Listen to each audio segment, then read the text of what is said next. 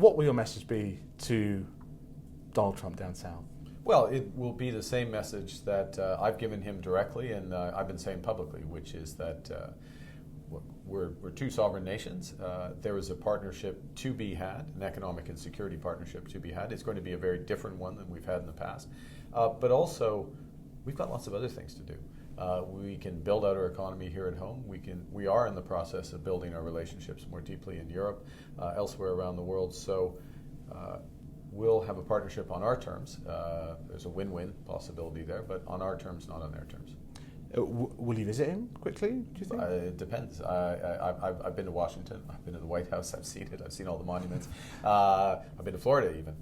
So I'm not going as a tourist. I'll go when there's a serious discussion to be had. When there's respect for Canada's sovereignty? Yeah, yes. And look, the president, I would distinguish between what the president wants and what the president expects. Yes, he has this view of his territorial views. That's never, ever going to happen with respect to Canada. Frankly, I don't think it's ever going to happen with respect to any other whether it's Panama or Greenland or elsewhere. So the question is, when are we ready to have that discussion? Remembering that we are the biggest client for more than 40 states. Remember that we supply them with vital energy, both conventional energy, and it potentially could supply them with critical minerals. Remember that we supply their farmers with basically all their fertilizer, 70% of their fertilizer and beyond.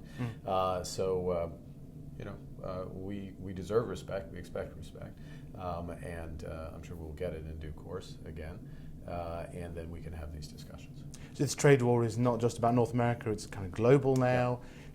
You mentioned a moment ago that you were wanting to do more deals with reliable trade partners. You said Europe.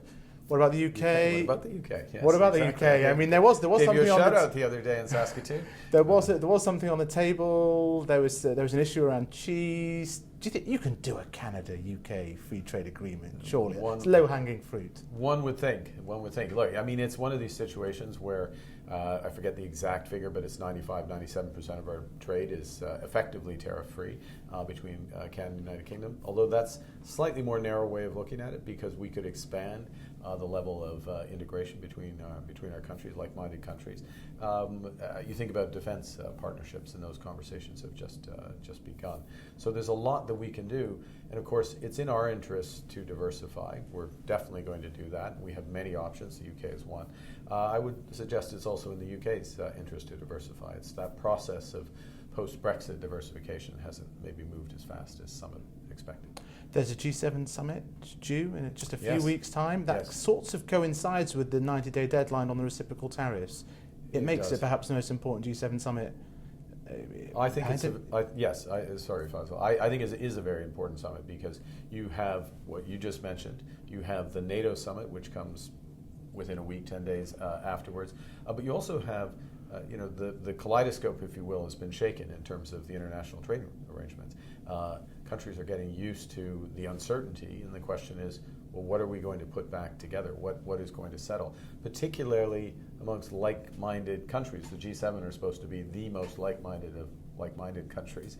We're going to put that to the test and look to move forward. Plus, if I may add, President Zelensky will be there for part of it, and again, a situation that is coming to a head. Here in Canada, of course. Here in Alberta, Kananaskis, you're welcome to come back. It's beautiful. That time of year is fantastic. It is actually fantastic. And then you flew over it. Just one last question. Central bankers. Yes. There's jobs. There's careers after leading central banks. There's careers after journalism. It's amazing. It's remarkable. But yeah, central banker, Prime Minister, which is better? There's a time and place for everything, and I was privileged to be Governor of the Bank of England, Governor of the Bank of Canada at a crucial time in both respects, and of course I'm looking for the honor of being Prime Minister of Canada at a critical time for our country. Thank you, Prime Minister. Thank you very much. Cheers.